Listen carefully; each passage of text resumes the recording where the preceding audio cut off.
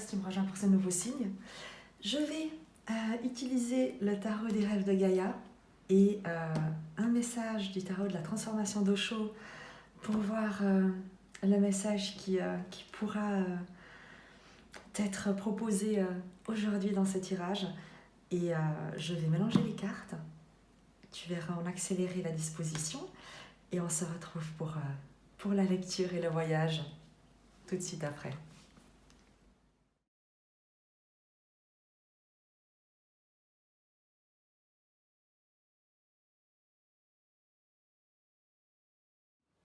Donc voilà, je te propose qu'on découvre ensemble le message du signe du jour. J'ai disposé ici les deux premières cartes représentent ton énergie à toi. Et on a la perception avec le roi d'air, l'énergie de ton environnement, le sage, le challenge, l'intégrité,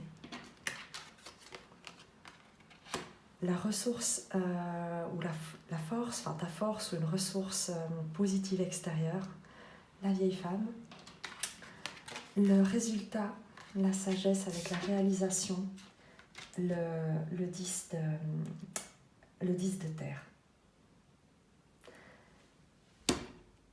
Je vais te proposer qu'on aille parcourir ensemble ces messages.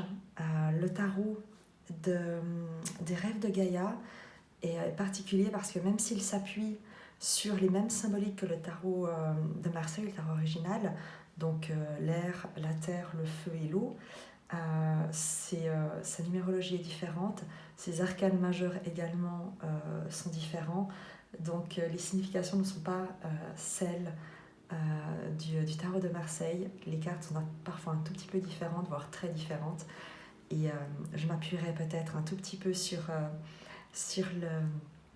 le livre qui est fourni avec pour te donner l'intégrité et l'intégralité du message de ces cartes et de ces oracles.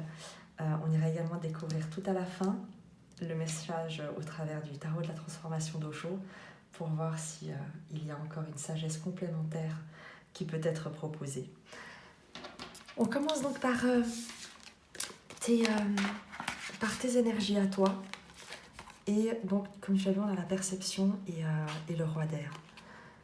La perception nous parle de la manière dont tu, évidemment, ressens ton environnement, de ce que tu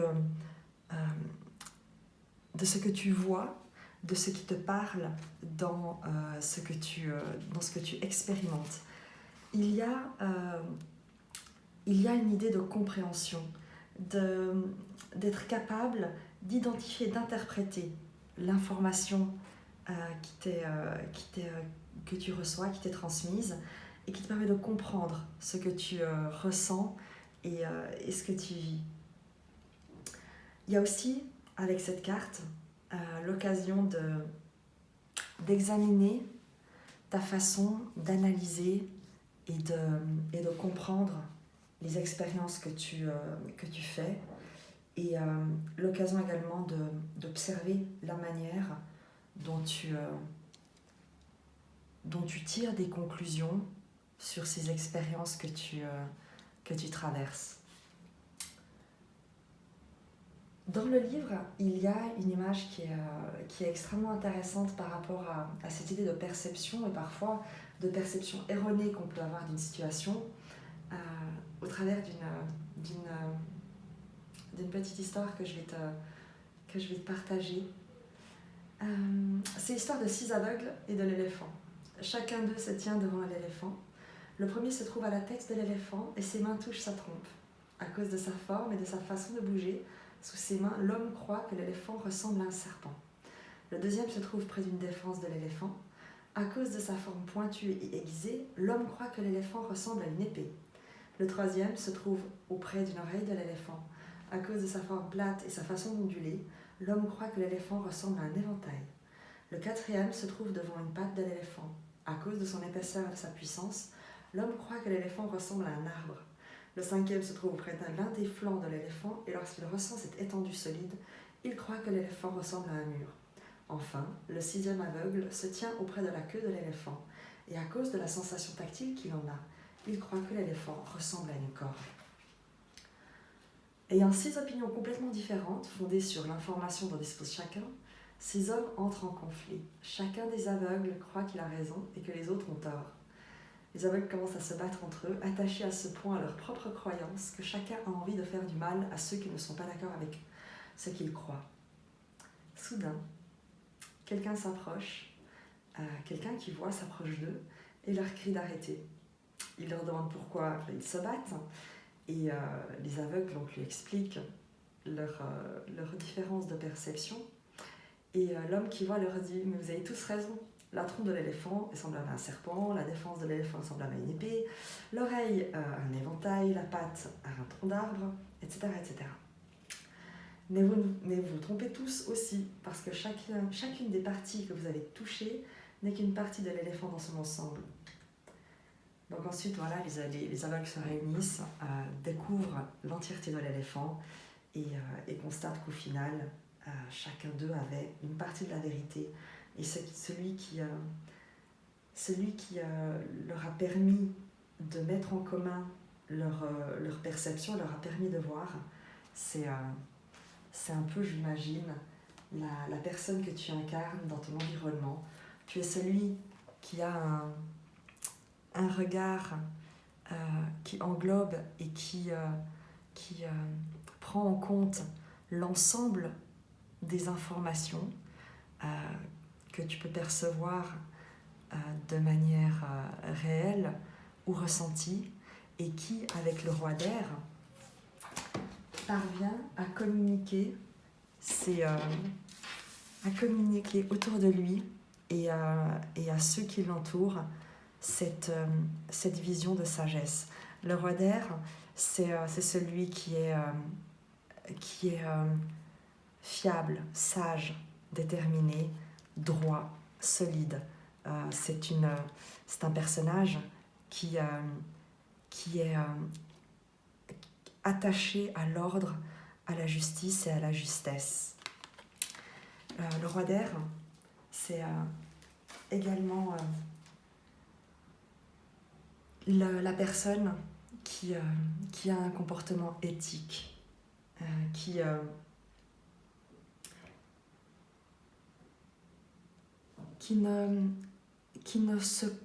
accepte de faire des compromis, mais jamais de se compromettre. Il y a chez lui une droiture et un sens de la mesure et de l'exactitude avec lequel il ne transige pas. Le roi d'air, c'est également un guide équitable, juste, qui a une présence rigoureuse et une grande force de commandement. Il peut être effectivement parfois sévère, mais cette sévérité est tempérée par une grande compassion qui provient de ses croyances, de sa foi spirituelle, de sa guidance spirituelle.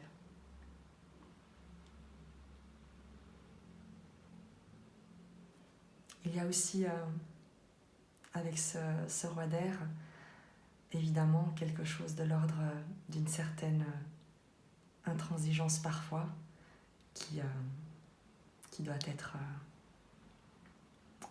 en tout cas, maîtrisée et enrobée de beaucoup de compassion. L'énergie qui t'entoure, extérieure, on a le sage. Le sage, c'est une énergie de communication, c'est le conteur, c'est celui qui maîtrise la pensée, qui maîtrise la philosophie, qui maîtrise l'art oratoire. Il aime partager, il aime communiquer, il captive son auditoire par ses paroles, par sa pensée, par la clarté de son discours et la manière dont il sait manier les mots et les concepts et les marier. Il y a avec le sage cette idée, tu sais, du cercle des poètes disparus. avec Robin Williams qui incarne ce professeur qui captive son public, ces jeunes étudiants auxquels il apprend à manier l'esprit, à manier la pensée, à manier les mots et à ouvrir leur perception et leur regard sur tout ce qui peut alimenter leur réflexion. Donc tu es dans un environnement dans lequel en tout cas tu es appelé, où tu peux communiquer, où tu peux partager, où tu peux transmettre le regard extrêmement sage que tu portes d'ores et déjà dans ton environnement. Il y a l'idée d'être peut-être un enseignant, d'être certainement un guide, un mentor pour les personnes qui t'entourent et de faire preuve d'une grande clairvoyance, d'une grande lucidité, de beaucoup de bienveillance dans ce que tu souhaites apporter et partager avec ceux qui t'entourent. Dans le challenge, l'intégrité. L'intégrité, bien évidemment, va nous parler de rester fidèle à soi-même, de ne pas transiger avec ses valeurs, de ne pas s'adapter, de ne pas se compromettre pour plaire à d'autres et pour se conformer à un cadre qui ne nous correspond pas. Il y a l'idée d'assumer, de s'assumer dans son authenticité, dans son intégralité, dans son intégrité, bien évidemment, pour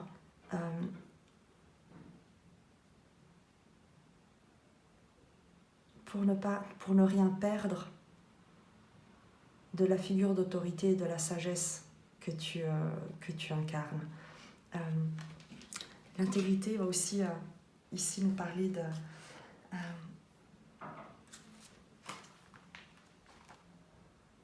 d'agir dans ton environnement avec honnêteté, avec honneur. Il y a peut-être aussi, parce que tu vois, ce roi d'air, comme je te dis, peut être parfois intransigeant. Il y a quand même, dans l'énergie que tu dégages par rapport à cet environnement qui t'encourage, qui t'appelle, qui te permet de communiquer, peut-être une rigidité, une intransigeance qu'il te faut modérer pour ne pas être trop jugeant par rapport à ceux qui pourraient se tromper ou commettre des erreurs. L'intégrité te demande également d'autoriser une deuxième chance, d'accepter que certains puissent commettre des erreurs et de leur donner l'opportunité de la corriger. Il y a évidemment, avec l'intégrité, le challenge de ne pas céder à la tentation d'agir par profit, mais de contribuer par amour pour toi et ceux qui t'entourent.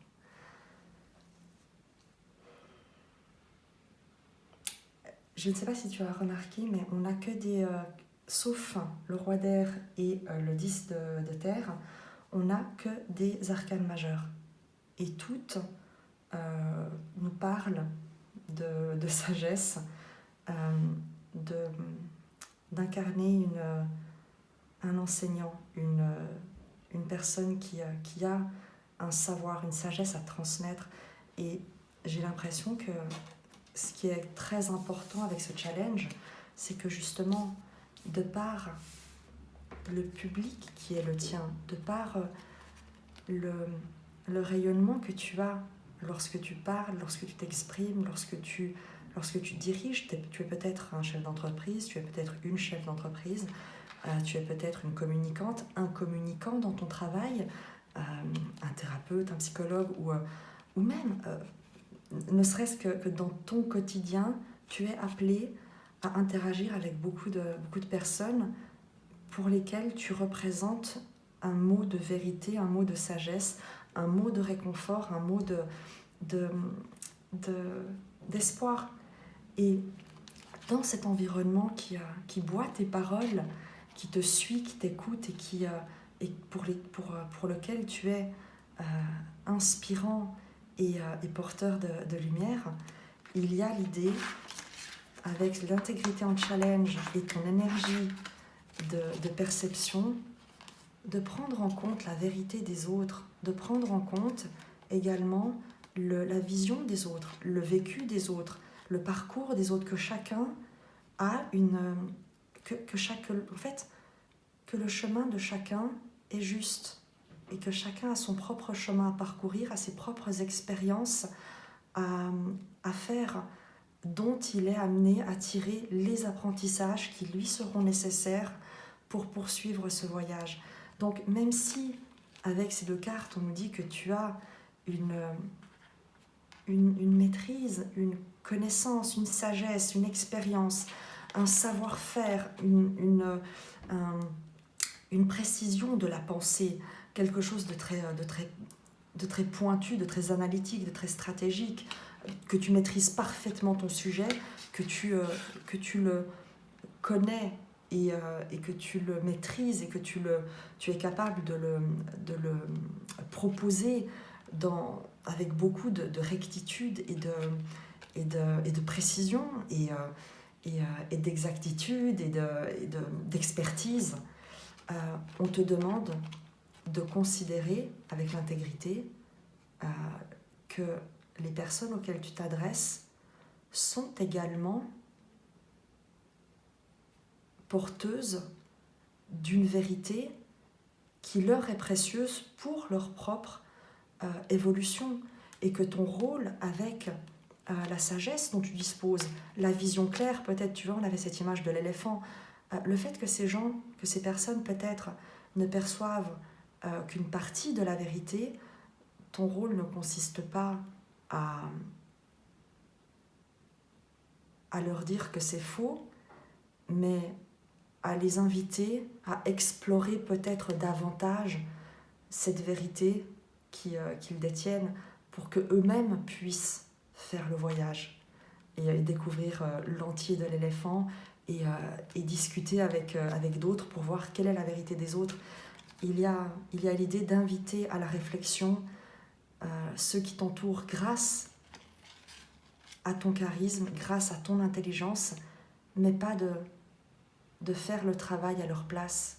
Il ne s'agit pas ici pour toi d'imposer ton savoir, mais de transmettre tes outils d'apprentissage. Et il y a une grande différence. C'est la même chose que tu sais que dans la Bible, quand il est question de donner du poisson ou d'apprendre à pêcher, tu peux donner du poisson à quelqu'un, ça le nourrira un jour. Si tu lui apprends à pêcher, il pourra se nourrir toujours. Et pour toi, avec l'intégrité, il est aussi question pour toi de reconnaître l'intégrité de ceux qui t'entourent et la justesse de leur parcours et de l'apprentissage qu'ils ont à effectuer pour pouvoir être autonomes dans leur propre existence et sur leur propre chemin d'évolution. Donc voilà, j'espère que ça te parle jusque-là. En tout cas, tu as un rôle à jouer, et c'est justement parce que tu as ce rôle à jouer qu'il est important que tu prennes en compte également le rôle que la vie souhaite que les autres jouent sur leur propre chemin. La ressource, l'influence extérieure positive, on a la vieille femme. Alors, la vieille femme, je vais d'abord te dire simplement la signification de la carte, et après on verra ensemble comment est-ce que ça peut s'articuler dans ta situation. La vieille femme, contrairement à ce que ça indique, c'est la femme qui a atteint toute sa maturité, tout son épanouissement. C'est la fleur parfaitement épanouie, presque le fruit en fait qui est mûr. Il y a avec la vieille femme cette idée qu'elle a une expérience qui lui permet de comprendre toutes les nuances de l'existence, de ne pas juger une expérience comme bonne ou mauvaise, mais elle a cette sagesse de savoir qu'il faut attendre parfois de voir pour que quelque chose se révèle sous son vrai jour.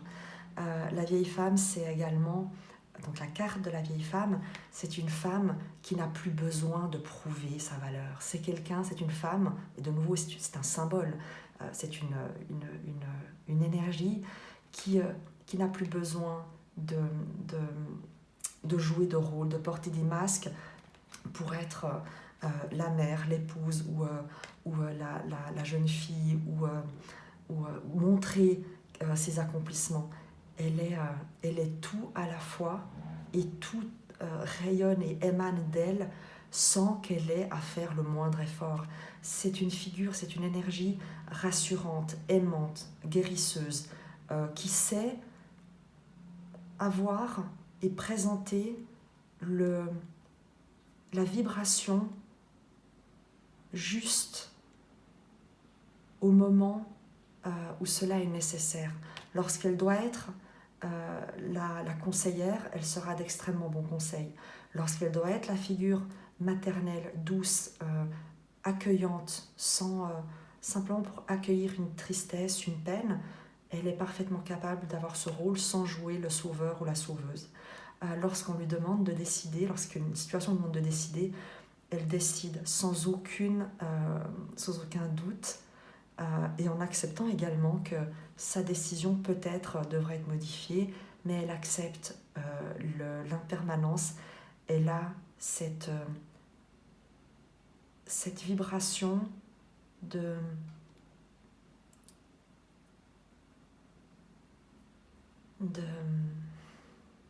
présence constante et vers laquelle on peut toujours se tourner, quelle que soit la situation, sans pour autant être elle-même envahissante. Il y a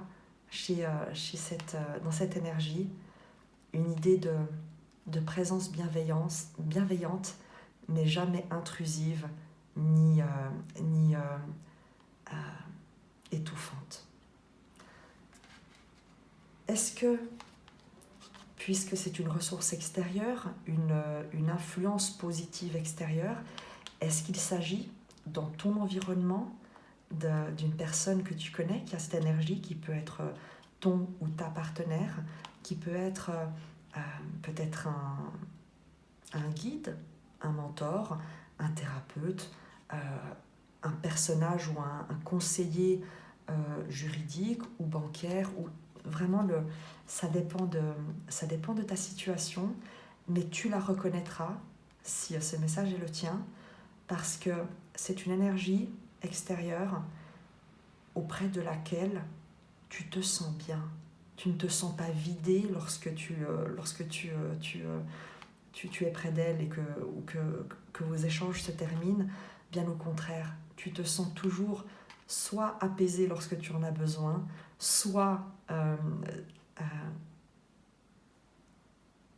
gonflé à bloc lorsque c'est nécessaire. Elle sait te rassurer, elle sait te calmer, elle sait t'encourager et elle sait te récompenser, te féliciter tout à la fois.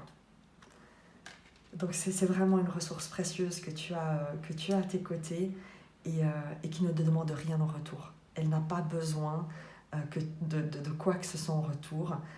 Comme je te l'ai dit, c'est une énergie qui est accomplie et qui n'attend pas d'être reconnue dans sa grandeur, en fait. Le résultat, c'est vers quoi tu te diriges, la sagesse. À nouveau, la sagesse va nous parler d'avoir acquis l'expérience des choses et des gens, des situations et des obstacles et des épreuves, d'avoir arrêté de juger une situation dans ce qu'elle peut te présenter dans les apparences, mais de savoir que bien souvent, les fils invisibles que tisse la vie ont beaucoup plus d'importance que les mailles apparentes que tu pourrais voir à la surface de la tapisserie. Il y a avec la sagesse, évidemment, l'idée que tu accèdes à un état de sérénité, de calme, à un centre à l'intérieur de toi qui te permet de passer au travers de tout ce que tu vas expérimenter sans plus rien prendre comme une adversité, mais comme une expérience, comme une occasion de soit d'apprentissage, soit d'utilisation de tes ressources que tu as acquises. Il y a un apaisement dans cette évolution, puisque on te parlait avec l'énergie que tu as actuellement, qui est plutôt guerrière, plutôt rigide, plutôt intransigeante, de parvenir à la transformer en quelque chose de beaucoup plus bienveillant, beaucoup plus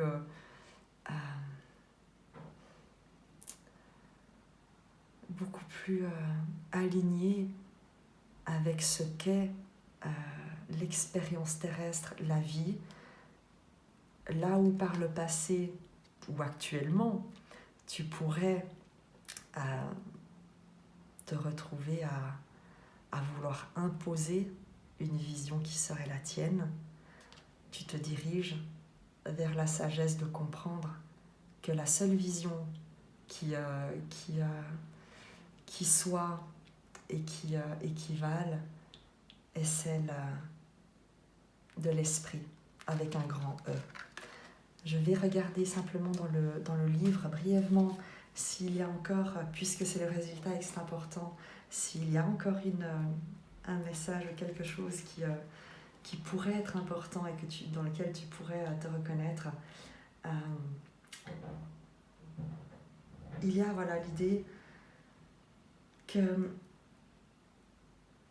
la connaissance ne fait pas la sagesse. C'est exactement ça. C'est-à-dire que là où tu peux actuellement avoir énormément de connaissances et d'outils pour transmettre ces connaissances, ce n'est pas pour autant que tu peux être quelqu'un de sage. Parce que la sagesse, c'est savoir inclure, c'est avoir l'humilité de laisser l'esprit diriger son pinceau pour communiquer. Il y a toi qui tiens peut-être la plume, mais il y a l'esprit avec un grand E qui tient ta main pour écrire dans ton livre de vie.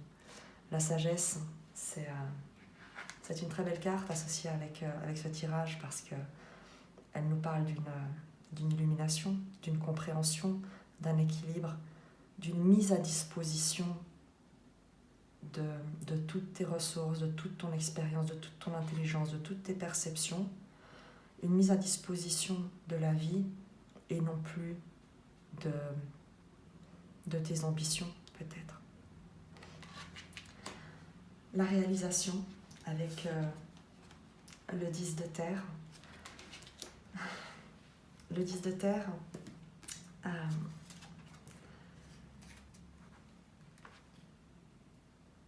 c'est le fait de maîtriser à la fois ton art et à la fois ton être. C'est le fait de prendre les rênes de ta propre existence, de prendre la responsabilité de tes actes. C'est la maîtrise, mais pas seulement la maîtrise d'une compétence ou d'un art, mais c'est également la maîtrise de soi. Tu vois, ce qu'on te disait avec la sagesse, c'est qu'il y a l'idée de savoir mettre en œuvre ce que la palette dont tu disposes pour en faire une œuvre d'art et non plus simplement un travail.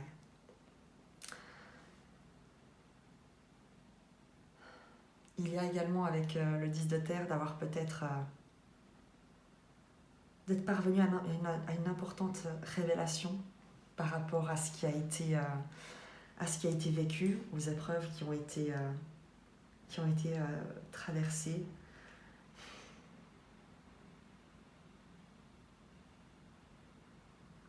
L'idée de devenir un maître dans sa pratique. Il y a quelque chose de très posé, de très ancré avec le 10 de terre, qui te dit que là où tu pouvais être peut-être beaucoup, avoir beaucoup mentalisé, beaucoup théorisé, beaucoup jugé, et en déduire des principes très arrêtés, très rigides, à vouloir peut-être imposer ta vérité autour de toi. Avec la sagesse en résultat et le 10 de terre en réalisation, on parle de quelque chose de beaucoup plus souple, et surtout que tu as appris à utiliser toutes tes ressources pour permettre aux autres également de faire leur propre expérience. Tu ne juges plus les obstacles ou ce qui a pu être contraire, parce que tu sais, avec le 10 de terre, que ce sont autant de graines qui ont été plantées pour te permettre de te révéler à toi-même. Et c'est ce que tu vas révéler, montrer et enseigner, ou en tout cas incarner autour de toi.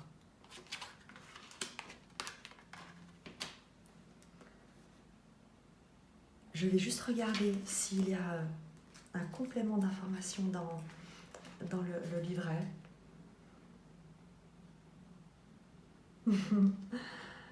Dans les mots-clés, on nous parle d'illumination, de travailleur de lumière, d'être de lumière.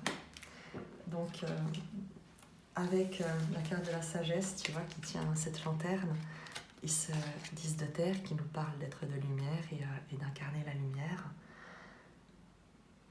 On passe certainement du fait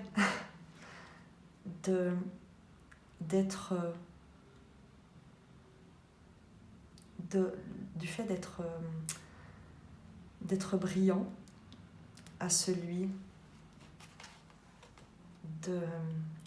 d'éclairer les autres, d'illuminer son chemin et celui des autres.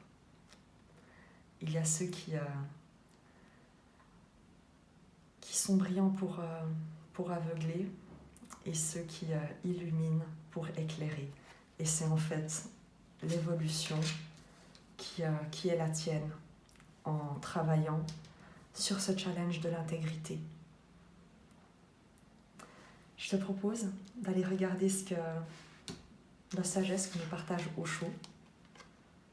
L'ultime accident. J'adore ce récit. Vraiment, je le trouve fantastique. Je vais te le lire. C'est la carte numéro 5, si ça te parle. 5 étant l'arcane du pape dans le tarot de Marseille, même si les symboliques sont complètement différentes. L'ultime accident. Laisse-moi simplement trouver la page dans le petit booklet. Voilà. La cause de l'illumination ne résulte pas d'un enchaînement de cause à effet. Votre quête, votre désir intense, votre volonté de tout faire pour, tout cet ensemble permet peut-être l'émanation d'une certaine fragrance dans votre champ énergétique, dans lequel l'ultime accident devient possible. La nonne Shiono méditait depuis des années, mais n'arrivait pas à atteindre l'illumination. Une nuit, alors qu'elle portait un vieux seau rempli d'eau, tout en suivant son chemin, elle observait le reflet de la pleine lune dans l'eau du seau.